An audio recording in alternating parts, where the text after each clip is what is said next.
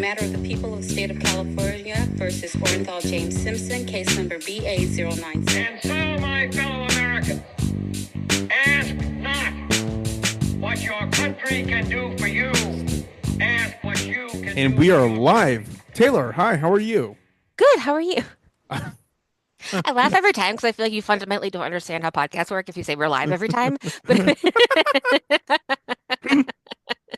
but I don't. I assume everybody's listening right now in real time. So funny. I like your vibe right now. It looks like you're in like a arcade. It was the blue light behind you. It's like a mini. Do you have a neon sign behind you? So I have a light here in the office, and it's LED. It can switch between different vibes, and it depends on what mood I'm in. And today I'm in a blue mood, so Nice. I did blue. But yeah. sometimes I'm in a purple mood or a green mood. When it's raining outside, I'm in like a turquoise mood. So I yeah, like it.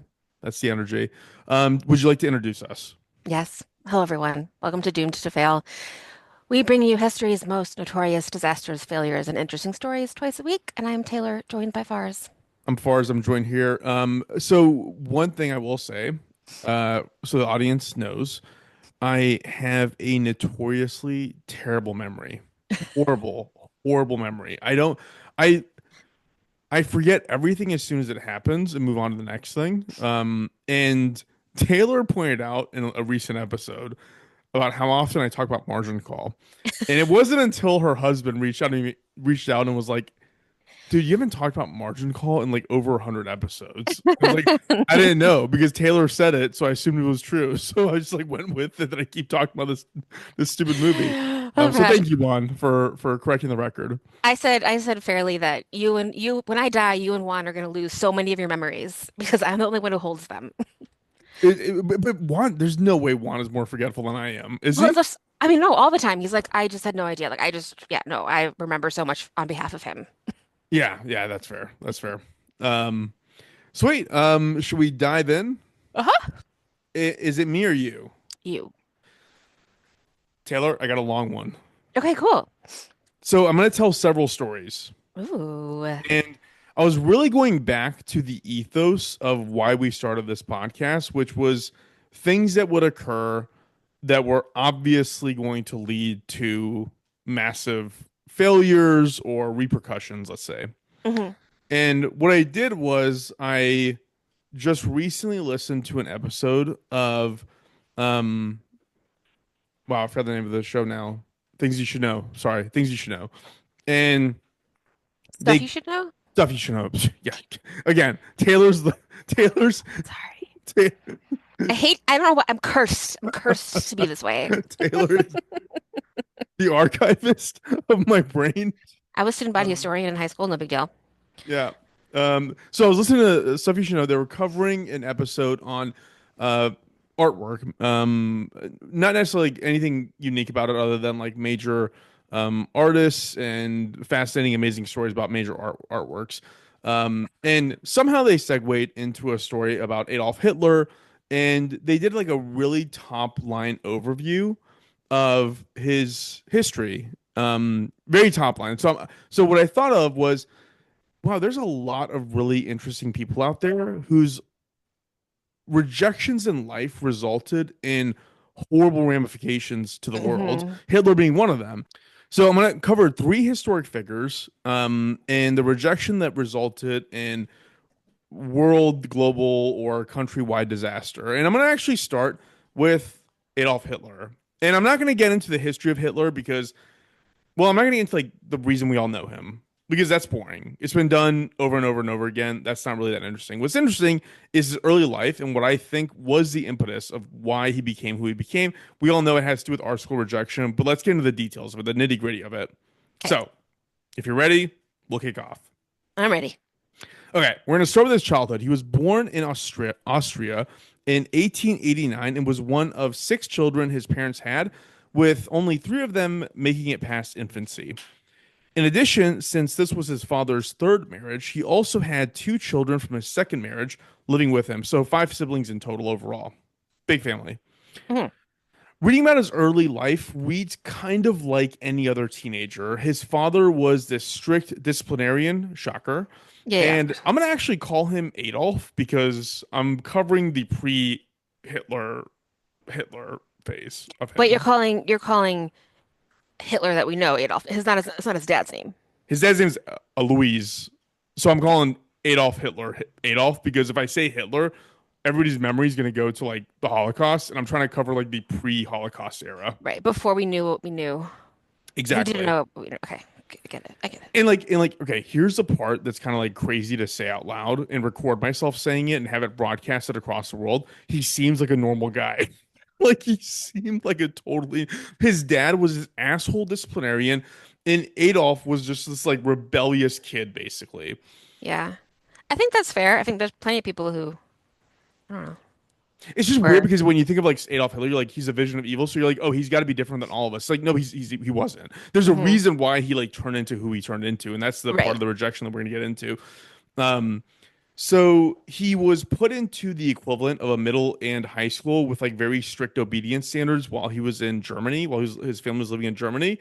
And Adolf was not a fan of it. He was constantly getting in trouble, constantly rebelling. He's basically a kid who's like, let's go smoke a joint under the bleachers. You know, Hmm. like he's one of those guys. Hmm.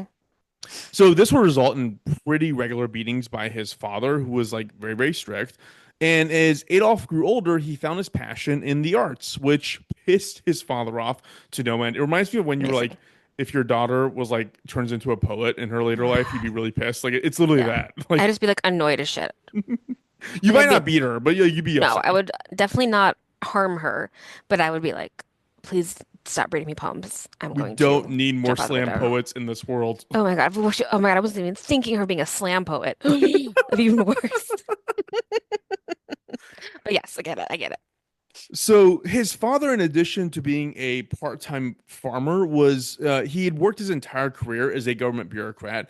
So he assumed his son would follow in his footsteps. And like people might not like me saying this, but I have a vision in my mind of a bureaucrat in the government, which is they're slow, tedious, boring, rules. Like it's just like the opposite of like anything. Like Artistic. yeah, yeah, Yeah. the I opposite of think of creativity. I think of Hermes in Futurama. Remember he's like Oh the yeah. Oh bureaucrat. my God. That's his Yeah. Oh job. yeah. Of course. But And he he was like loves cool. He being was a Jamaican. right, He but like like but yeah. he like loves it. And he's like, I love, everything gets stamped 15 million times by like this person or whatever. It's like, oh, you have to love it. I love the constant. You know what? We brought up Futurama more on our show than we did Margin Call, That's and you true. have not called that out. Well, I know, but it's just but everyone brings up Futurama. It's true. It's true. So Adolf wanted to attend a high school whose focus was more liberal arts than straight line education, but his father sent him to a school that's called Real Schoola, which I think means real school. Sounds Yeah. right. And this was like a general studies school that was focused on practical things that would lead to practical careers, essentially. It was the opposite of an artistic school, essentially. Hmm. Hmm. And obviously, Adolf hated this and deliberately tried to fail out to prove to his father that he was not suited to this kind of work. 3 years into attending this high school, his father would pass away. So his mother was the opposite of the father and was pretty caring. So back in the day, his father would subject him to regular beatings, which his mom would try and get in the middle of and try and protect Adolf from his Hmm. father's wrath. So when the father died, the mom was like, yeah, just drop out and do what you're passionate about. Like, obviously, that's the best thing to do for you. Can you hear the barking? A little bit, but like everyone will hear it in the thing. Okay. He would finish out his schooling elsewhere in Linz, which I interpreted as him trying to get away from like a lame part of town. It sounded like he was leaving his hometown, like in Oklahoma, to go to Portland or something. He Hmm. would, which I mean, we did. I mean, actually, no, we didn't. You left New York I to go to did. LA, but Well, I still. left like Las Vegas to go to New York. Oh, there you go. Yeah, great Yeah. example. Yeah. Um, from there, he would move on to Vienna. And do you know anything about Vienna during this time? Well, you told me about how Vienna was like a champion of the arts and culture in its time. Dude, it was like the hub. It was like the Yeah. central Yeah. hub. It was like art, philosophy, politics, authors, Mm-hmm. Mm-hmm. composers. It was all based out of Vienna. Mm-hmm. So it sounded very much like a modern day Paris or New York or something, is kind of Mm-hmm. what it sounded like. I looked this up. So around the time that Adolf, young Adolf, moved to Vienna, Sigmund Freud was there. Erwin Schrödinger was doing Mm-hmm. his experiments there. Leon Trotsky was writing there. There's a bunch of composers there. Like it was like a really hot spot to be. Hmm.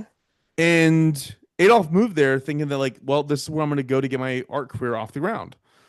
His ultimate goal was to get accepted to the Academy of Fine Arts. He would spend his days by the waterfront trying to sell his artwork, and the nights trying to kind of perfect his technique so he could get admission to the school. His preferred subject matter for painting was architecture, and typically he would do this in the medium of watercolors. I've Have you seen his artwork? No, I'm gonna look it up. I'm looking at his dad on Wikipedia, and he does look mean. And I'm looking at I just his sister's name is like Angela, Yeah, but yeah. like obviously they pronounce it like Angela, but like her name's like Angela Hitler. Like what kind of that name just like blows my mind. Isn't it weird?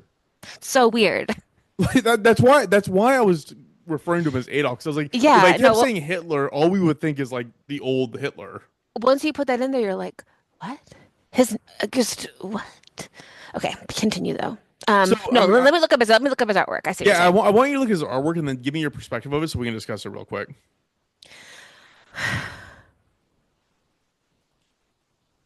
Oh, I think it's nice. I couldn't do it. It's pretty good, Yeah. actually. Like It's a I'm little not an bit like art. Thomas Kincaid of Germany, you know? 'Cause it's like I see like a nice house, nice castle. He did like this floral arrangement. I'll bring it up here, like literally in the next part of this outline. He what I was wondering actually, Taylor, when I was researching this was like who got accepted that wasn't him. And today, if we were to look at their artwork, be like, it was worth it to have accepted him than that person. Yeah, I don't know. No, it's nice. I don't think I've ever really looked at it before. I'm going to go into it a little bit more detail. So he obviously mostly, as you can tell, painted buildings, and that was kind of his issue. So he actually attempted twice admission to the Academy of Fine Arts, and the response to his submission was, "We don't accept you as an artist. You would be a fine draftsman. You should go work in the architectural trades." That's the response. I think it's if anyone of our listeners is an architect, please let me know if you've ever in your life carried around rolls of paper and worked at a big table because it's so funny that that's how I picture an architect. Like, is that That's all true? they do. That's all they My do. my sister one time for my dad's 60th birthday, she made these signs that said free banana daiquiris because she took him to a bar because my dad likes banana daiquiris, but she had them in the airport and someone asked her if she was an architect. That's funny. That's And great. she was like, no, I'm carrying these free banana daiquiri signs. Um, but yeah, he should have been an architect. Continue. So 1908 was the second submission that failed. So 1906 or 7 was the first one. 1908 was the last one. If you look, there's a Wikipedia page of Adolf Hitler artwork, Hmm. and I will say, like his later stuff was pretty damn good. Like he definitely took the feedback that you do too many architecture sketches, Hmm. seriously. And so he has one that's like a floral arrangement that looks really well done. Hmm. There's a cottage with like the Alps behind it that looks really well. Like he actually like I thought was like he's better than I would be. Like Exactly. Exactly. That's what I same. so 1907, like I said, the year he submitted his first application for admission is also the year that his mom died. And my association here is that like he was super like his mom was his protector. The mom was the one that protected him from beatings and all that. Hmm. And the mom was also the financial source for Adolf. Like she was the one that supported him. He also got benefits from his dad. 'Cause his dad again was a government worker his entire life, so that's the way he supported himself. But when his mom Hmm. died, he couldn't really support himself very much, and so he ended up landing into this like drifter artist lifestyle.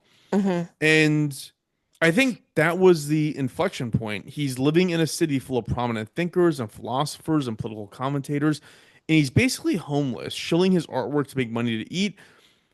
Right. And He like can't get into that he can't world. get into that world. And like what I equate it to is like the Hare Krishnas or like other religious people who like they feed off homeless people and like poor people to like feed them to come in and hear what their Hmm. indoctrination was. That's kind of how I interpreted his indoctrination at that time. So he was bouncing around Vienna at the same time that people like a guy named Karl Lueger, who was the former mayor of Vienna, was holding meetings espousing the virtues of anti-Semitism. There was a lot of anti-Semitism going on in Vienna around this time. There was another guy named George Ritter who was also a politician active in spreading anti-Semitic philosophy around Vienna, and was later deemed to be a huge influence on young Adolf. Hitler himself, in his book Mein Kampf, mentioned that Vienna is where his hatred of Jews began. So, like, this was not like someone who was just like born into it and his parents reinforced. Like, that's not the story of how he Hmm. became the way he became. So he's a homeless kid who can't afford entertainment other than attending these insane hate meetings. Then World War One kicks off in 1914. The Hmm. reason why him being admitted to the Academy of Fine Arts would have been world changing is because despite the fact that Austria-Hungary had a mandatory draft, university students were exempt or could be granted a deferment from the draft. So Wow. not only would he have been less exposed to political philosophy because he wouldn't be bouncing around from homeless like lectures and meet Yeah. to eat a sandwich than he was, but in addition to that, he was very active in World War One. Like he was on the Hmm. Germany side of World War One. Germany had allied with Austria-Hungary during World War One. Adolf actually was awarded two medals for injuries that he sustained in World War One, and that further entrenched him in the psyche of German nationalism. So, like, Hmm. a lot of things would have been changed if he had He just could have gotten just been at admitted. college. He would have just been a college. He would have just been a college student in Vienna during World War One. Like, it wouldn't have Hmm. turned out the way that it did. And that's kind of my perspective on this. Is like we could have avoided the worst parts of human history if he'd just gotten accepted. He would have avoided the draft, and he wouldn't have been walking around being indoctrinated with anti-Semitism, which, like I said, he wouldn't. He wasn't ingrained with. He learned that later on in life. Right. Like it was in there. Like his parents definitely like it was around not saying his parents did it, but like it was around, but it wasn't like his identity. It wasn't his identity. Yeah. He was able to blend German nationalism from his time in World War One because he hated Hmm. Austria-Hungary.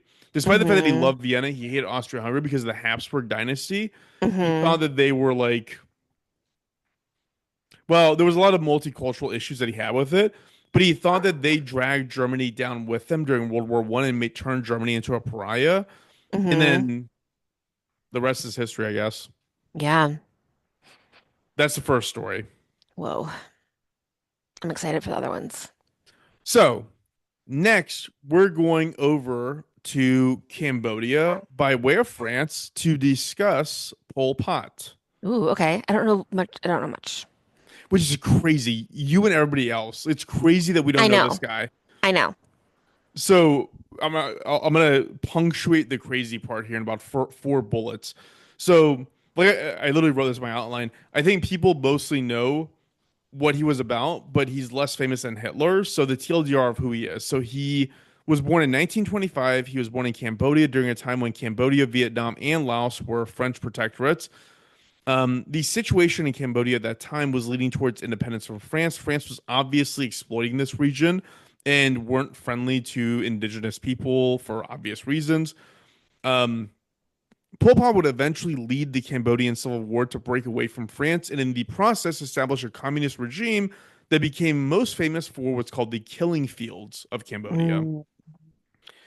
Uh, by 1975, 24% of the population of Cambodia had been terminated. Oh my God. It was crazy.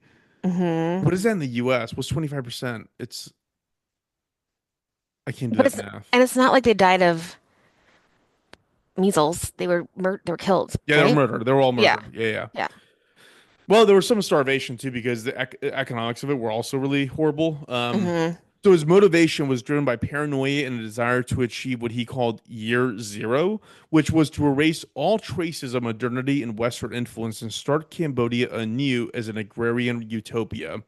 Basically, what that meant was that anybody associated with urban life, education, modern professions, anything having to do with foreign influence, this one's bad for me and you, Taylor. Anybody who wore glasses, Oh, yeah, they were all marked for execution did he in think that Cambodia. people just started wearing glasses because they discovered they needed them, or what did he not realize that before that people just couldn't see? I don't think it matters when you're mass executing people. I guess not. I'd be like, you fucking nerd. Yeah, fucking dweeb. You know, Some guy farmers takes off don't his need glasses. glasses. Someone takes off his glasses and just like walks into a wall, and they're like, "I knew it." You know what's funny That's is like terrible. that's actually a part of the story of Pol Pot is somebody faking having an education and then accidentally being like somebody learning that they understood English and be like, I swear to God, I don't know, I don't understand it. And like, it was, anyways, Yeah, this is the whole story. yeah. Um, so let's talk about the rejection endured and where it led to. So let's talk about his early life. So Pol Pot was born to a wealthy family, and as such, he had a good education. In 1949, he moved to Paris and enrolled in an academy to study radio electronics. He What? made, yeah, that was the thing at that time. No, I just mean like it sounds like he liked modern things for a while. Yeah. Well, so we're going to talk about his rejection of it as being part of the rejection aspect Hmm. of all this. So, by all accounts, he made no attempt to assimilate into French culture, which, while there, and pretty much stuck to his Cambodian counterparts because there was a group of them that went over there together. Um, one of the guys who went over there was a guy named Lang Sari, who was very influenced by Marxist philosophy. Hmm. Um, Marxism gained actually, Taylor, what do you know about Marxism? Oh God, that's really hard to answer. Isn't it communism? Is the same thing similarly? Yeah, yeah. I think communism is the end political manifestation of the philosophy of Marxism, is how I would Yeah. define it.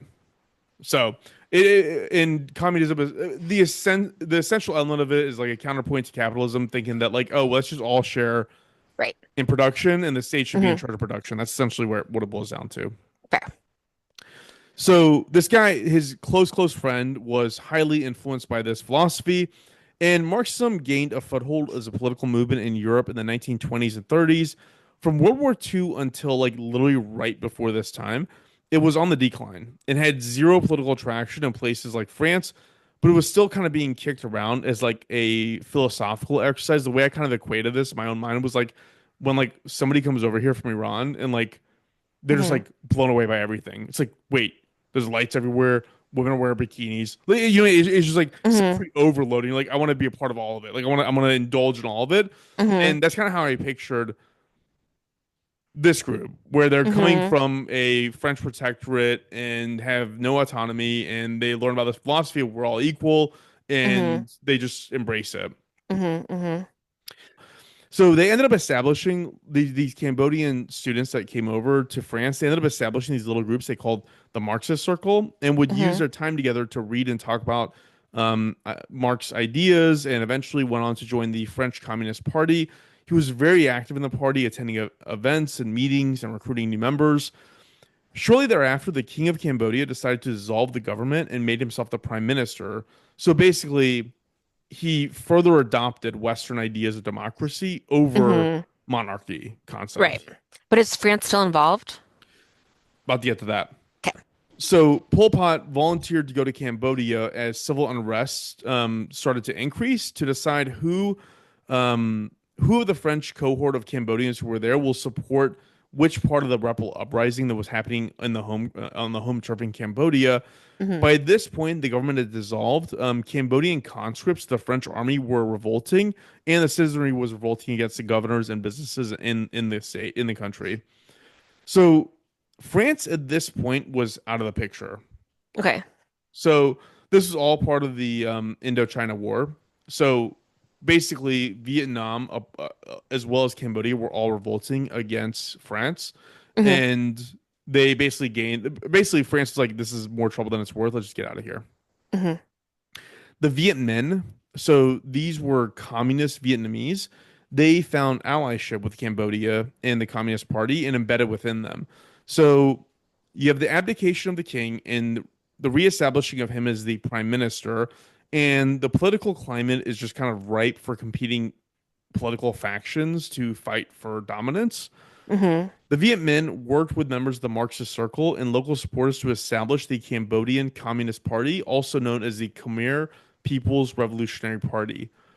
And it sounds like from the beginning, the entire point of this was to launch a full-on military operation to seize power.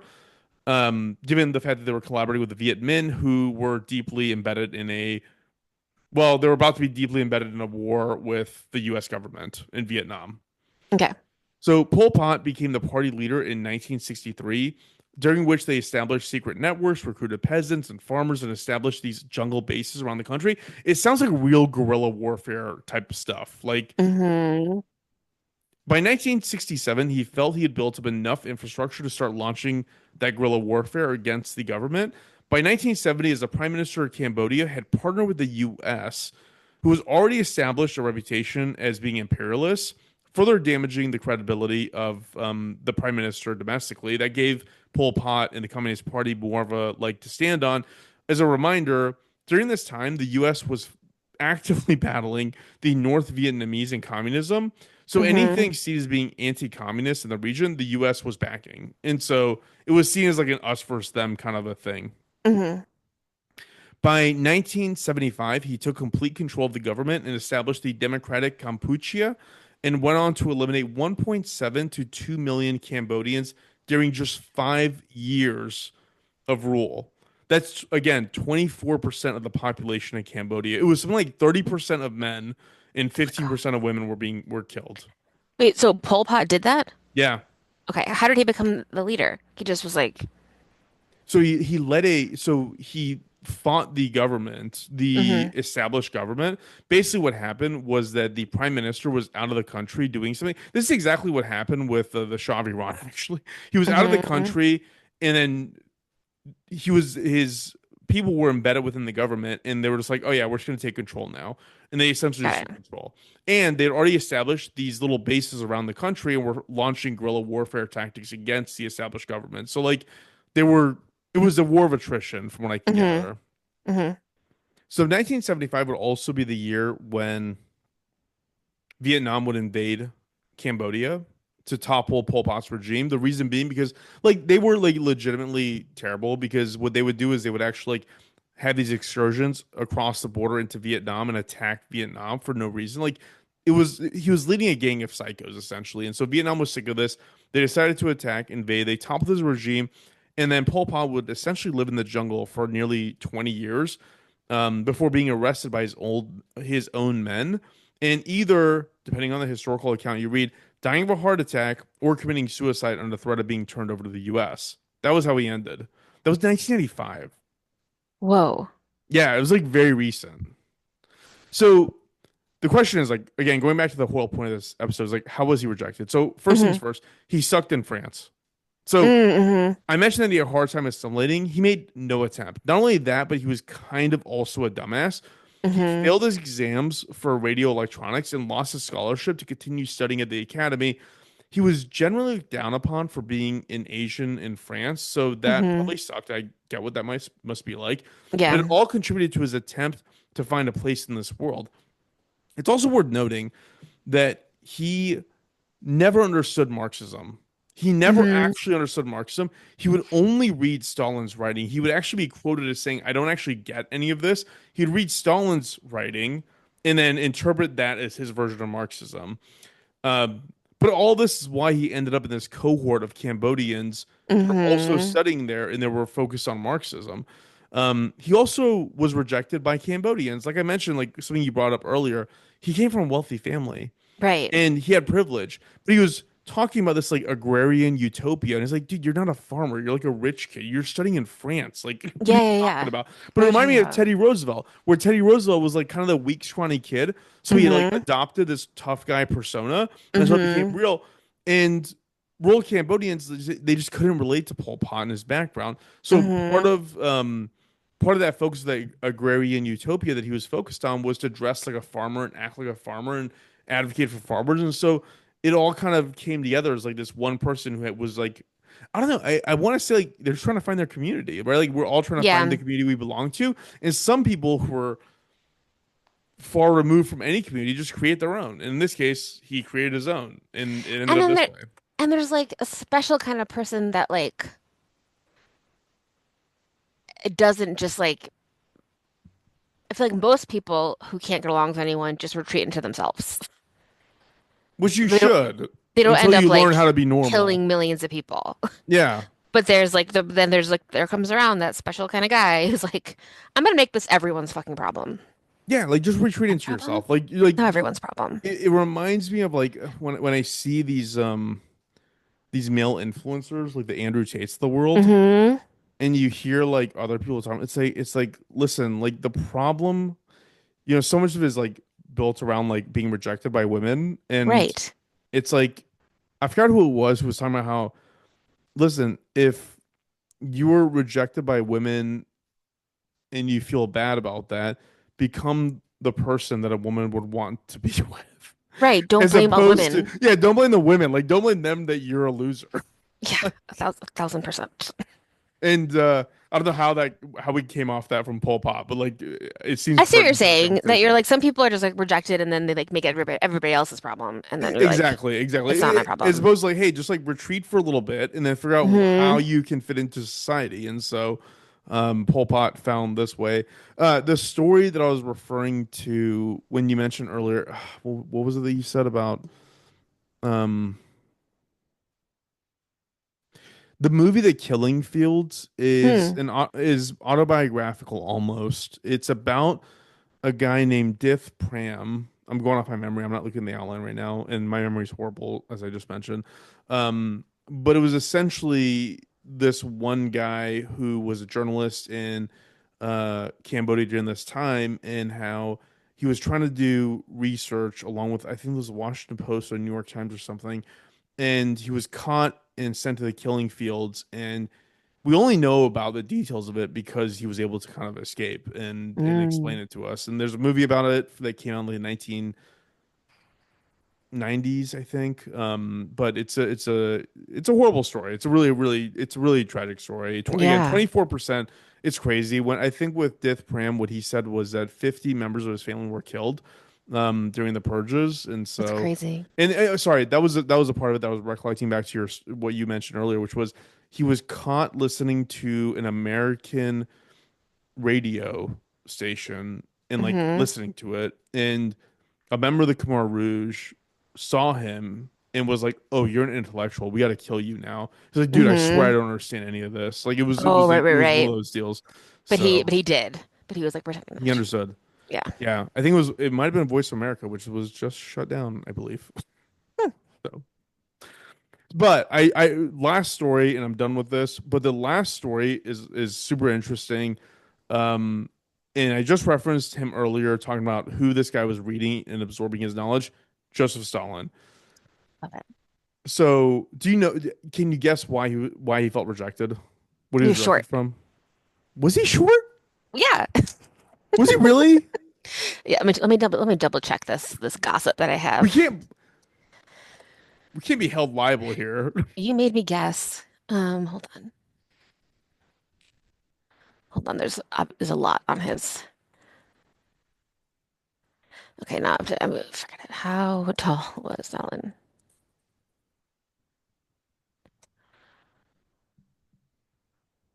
He's like 5'4".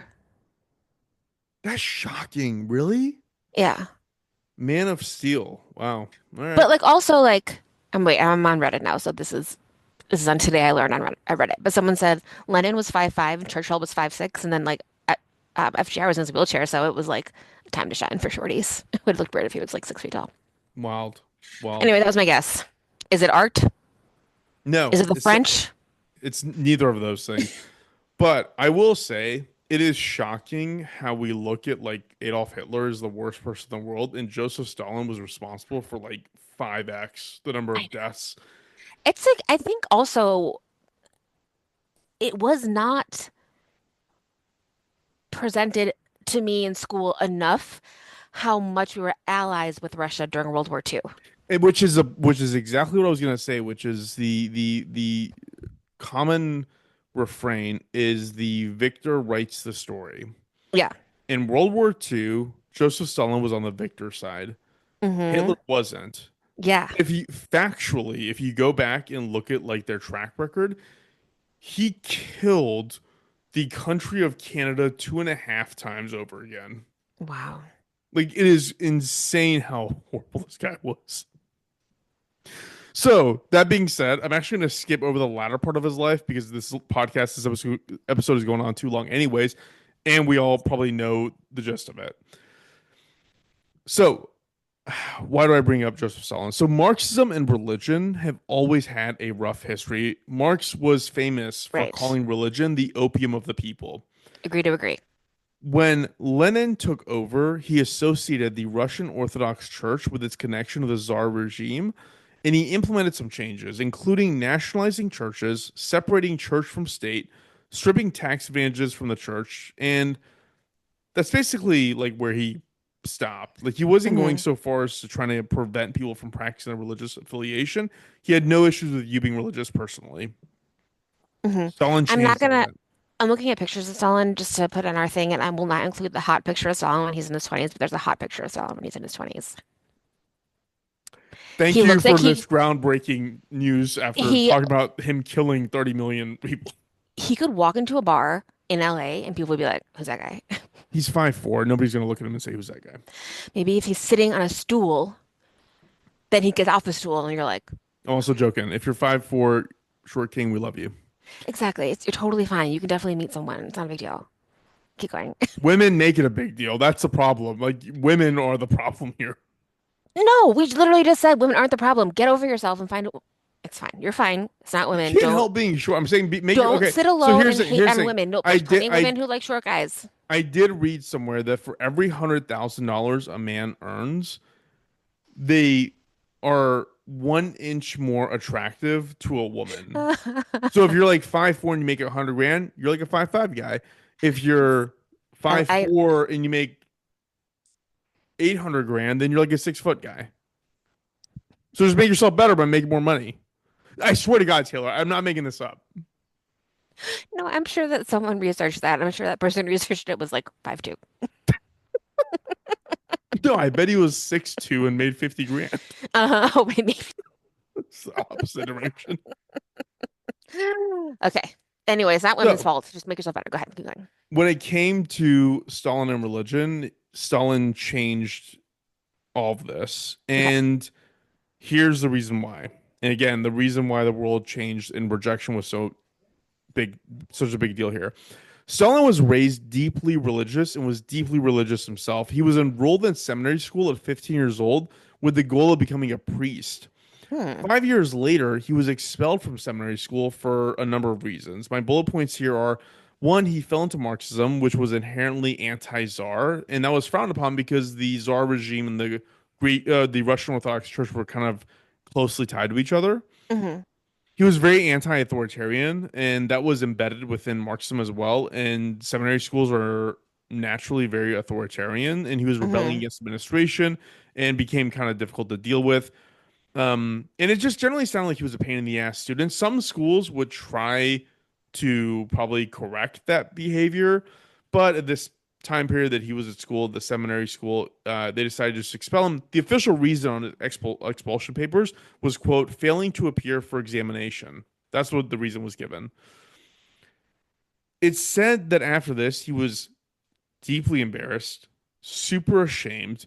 He was socially ostracized by everyone, especially his Hmm. family, because they wanted him to be a priest. And Hmm. he blamed the seminary and the church in general for this outcome in his life. He fell deeper into Marxism and became super, super anti religious.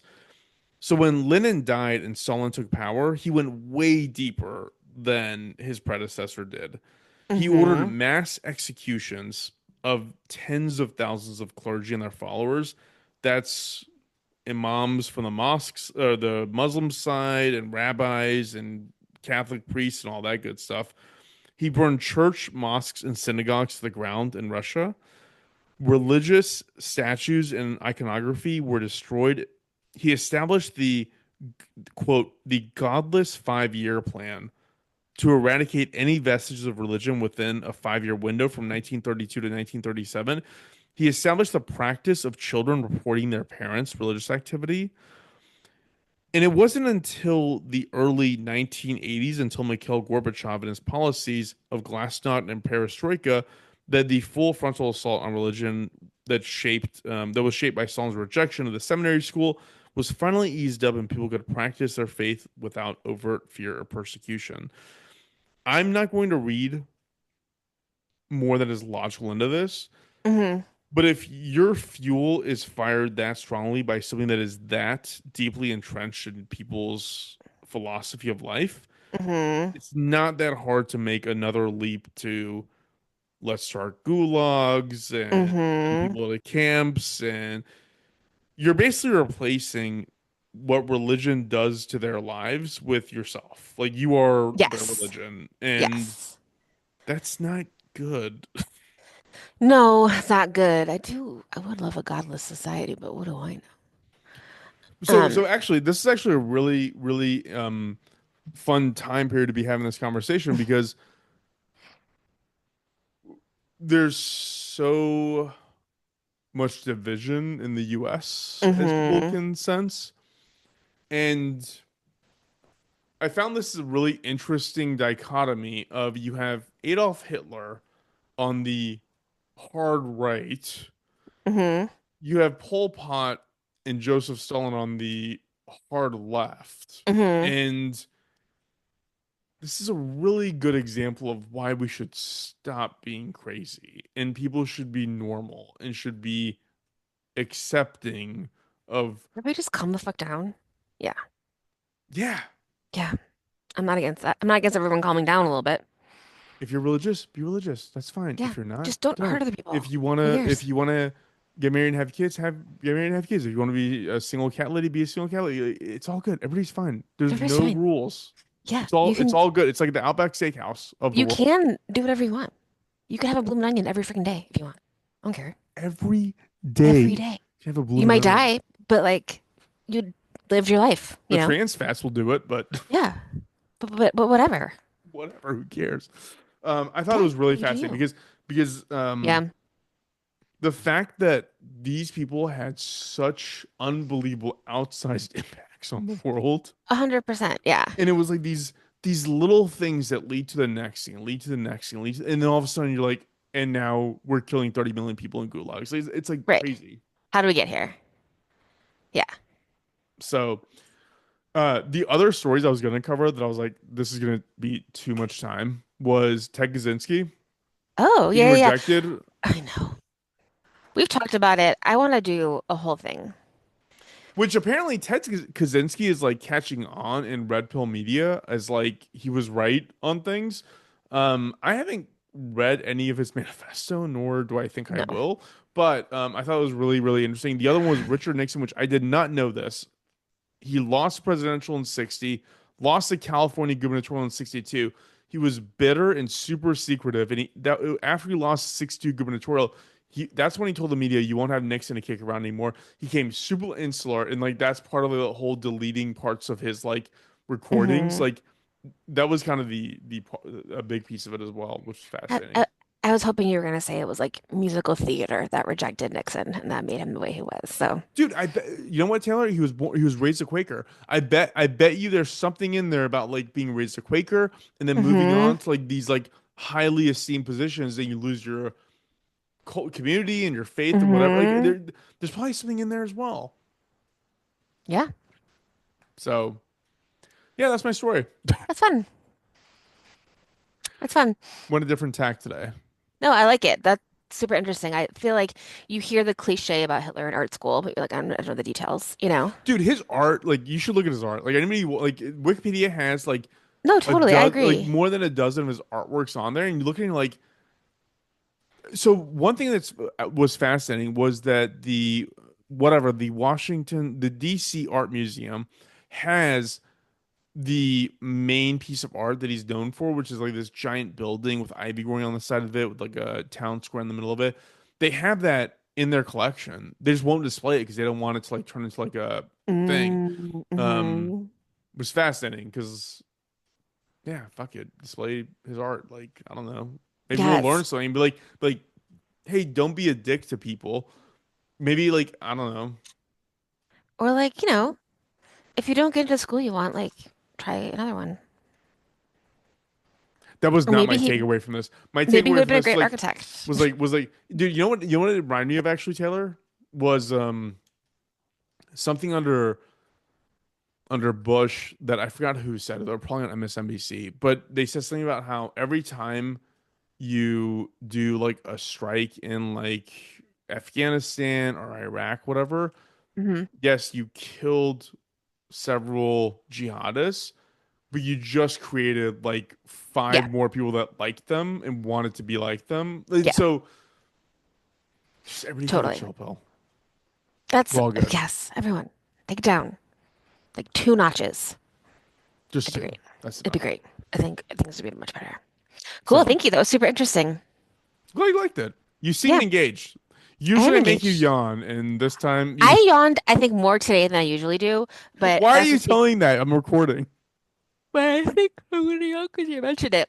No, I spent a lot of time outside this weekend, so it makes me, you know, I'm outside tired. We had a soccer game yesterday. We went to our friend's pool. It's summertime. Fun. Yeah, You know yeah. what? You're the second person who said it's summertime, and I keep wanting to correct y'all and saying it's spring. I know it just turned spring on it's Thursday. There you go. It's been spring for 4 days, but I went to a pool party yesterday, and that's why I feel like it's summer. Fine. Mhm. Fine. Do you have anything to read us off with I'm after gonna you're done yawn. yawning? Jesus Christ. I do. I started a Patreon for us. And we haven't done this yet, but like we don't make any money doing this. And we're not, I mean, it'd be cool if we did, but like we're not trying to make a bajillion We dollars, we we but not only not make money, we spend we actively lose money doing we this. actively lose money.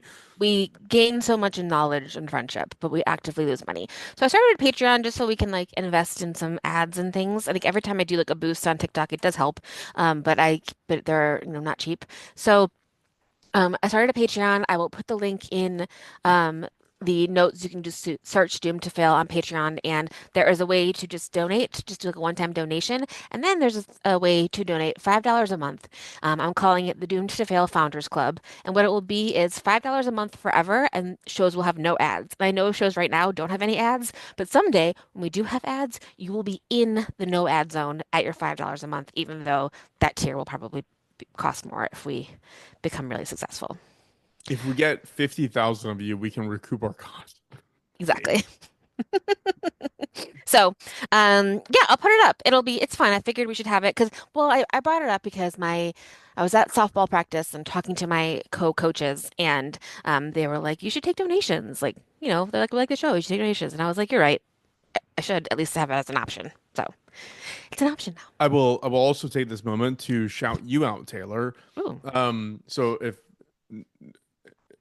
the sausage making aspect of this show is such that we do our individual research, we hop Hmm. on, we record, and I edit and upload the episodes, which is like something, but Taylor does 6,000 more things in terms of re-editing shows and cutting them into quick clips and uploading them to Instagram and TikTok. And yeah, it's a lot Thank of you. work, and you do more than I have the capacity or interest. No, it's I not would. capacity. You have less capacity than I do, but still, like I'm jealous of the fact that you have that drive. So thank you. Thank you. Thank you. Yeah, no, thank you. And a lot of it actually is the Headliner app that we pay for. That is not cheap, but that helps too. So I, there's that. But yeah, thank you. So Yeah, thank you join. for learning how to edit. Do you I don't remember know what how a to do nightmare this. that was at the beginning? The first like month was a nightmare. It took me like 16 hours to edit a 30-minute episode. You were like, Taylor, if I hear you say one more time, I'm going to fly to California and murder That you. was like that was I actually signed up for this one AI software. I could just type command find and then it would find it, and it didn't work. So anyways, we're good Hilarious. now though. Try our Um best. Sweet. Do you have anything else to read us off with? That's it. Thank you, everyone. Find us on Patreon and all of the socials at Doomed to Fail Pod. We Please do appreciate so. you. We will join you in a few days. Thanks all. Thank you.